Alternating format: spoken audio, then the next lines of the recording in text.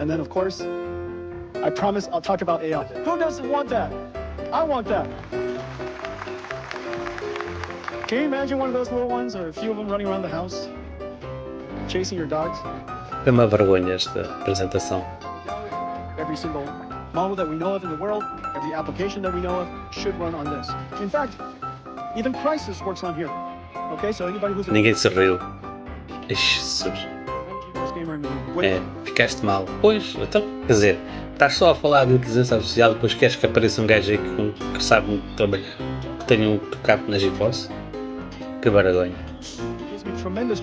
É esta Jensen Huang entered the stage holding an Acer's RTX 5060, as well as a 5060 powered MSI laptop. Huang described how the 5060 is able to achieve such masterful performance, claiming, right now what you're seeing is every single pixel is ray traced. How is that possible that we're able to simulate photon and deliver this kind of frame rate at this resolution?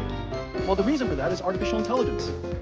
We're only rendering 1 out of 10 pixels. So every pixel that you see is actually computed. Uma imagem parada, uma maravilha. Guessed.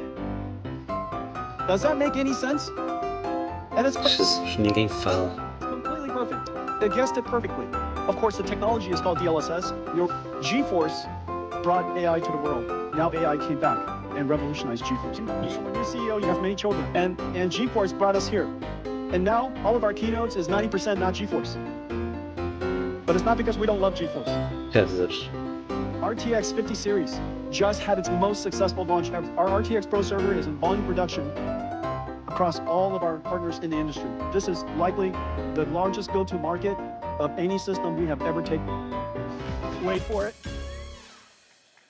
Wait for it.